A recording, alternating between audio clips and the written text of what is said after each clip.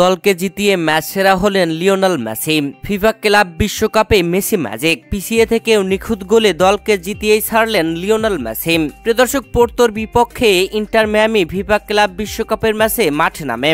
আর এই ম্যাচে টানটান উত্তেজনার হাড্ডাহাড্ডির রুদ্ধশ্বাস লড়াই, যেখানে ম্যাচের শুরুতেই ৮তম মিনিটে ইন্টার মিয়ামির বিপক্ষে পেনাল্টি হয়, আর সেই পেনাল্টিতে গোল আদায় করে নিয়ে ইন্টার মিয়ামিকে শাসাচ্ছিল পোর্তো।